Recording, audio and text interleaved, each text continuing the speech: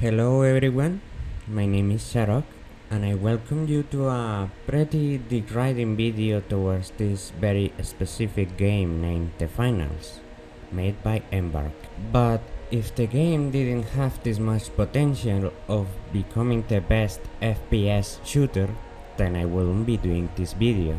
Especially since I am not famous, of course. I'm just a random dude you probably found on YouTube due to recommendations or such.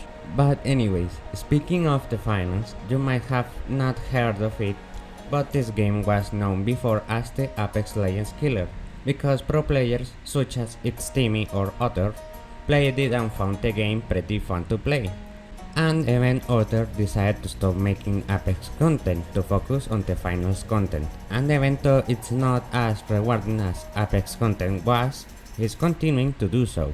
He said every few times on stream that he sees future on the game, and that's why he keeps moving forwards on it. And so do I.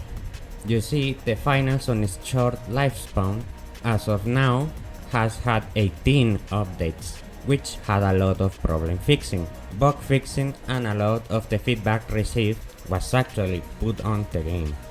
The main proof being the removal of the reconnaissance. This specialization ability had a lot of backlash because of how overpowered it was on release, so much that on a few patches the reconnaissance had a major nerf and it was still powerful. And so the devs decided to get rid of it for the moment, replacing it with a much more fair and fun specialization called the Dematerializer, which allows for a more dynamic and strategic playstyle that the community absolutely loved. Also, the simple fact that they decided to also absolutely eliminate one thing that was on the meta the whole season 1, that was the nuke. This consisted of two C4s planted on a throwable object, which can be pretty much anything in the map, but mainly the red canisters. This allowed you to send a direct missile towards an enemy that dealt about 400 to 500 damage on the early season 1 and 250 to 300 after specific nerfs. This was a whole benefit for the heavy build because you could kill literally anyone with it.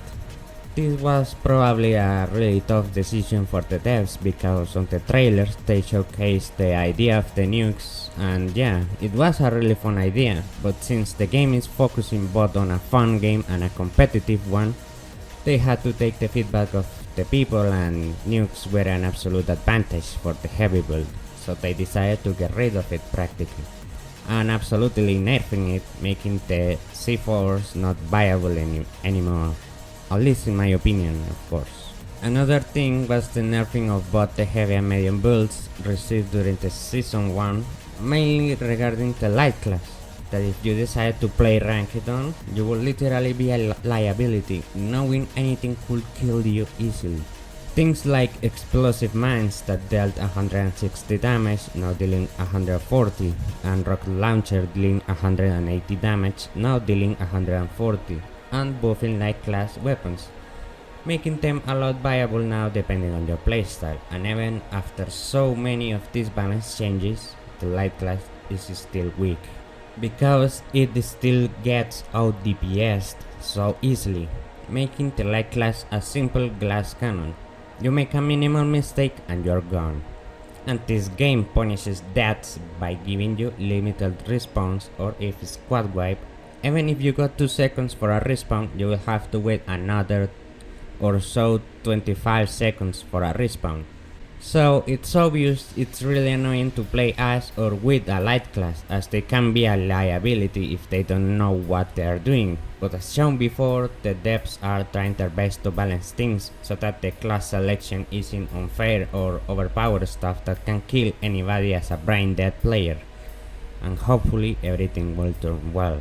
But all that isn't the only thing that shows the great progress the game has had.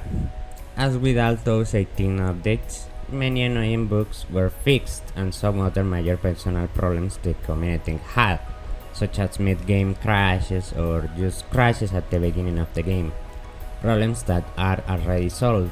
And even with the new season 2, the game is even more optimized, so it's even better now.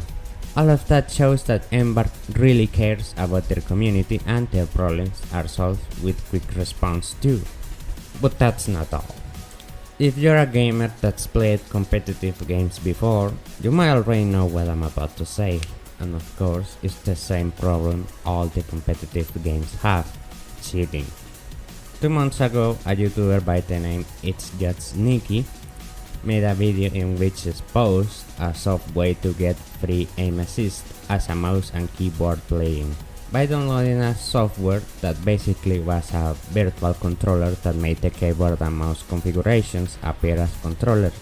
And the aim assist in the game back then was unfairly overpowered, making it appear as almost aimbot. This obviously caused a major controversy in the community, but that wouldn't last long, as the very next patch they nerfed the aim assist for controller. Another thing to mention is that in between all these problems, bug fixing and balance changes, new content was added to the game, such as new skins for weapons or for your character, some events, and even a beta testing for new game modes for the community to give feedback on. And with the new season, a new map, 3 new weapons for each class, and new gadgets. All of these things really prove that the developers care for their game instead of just making a money maker.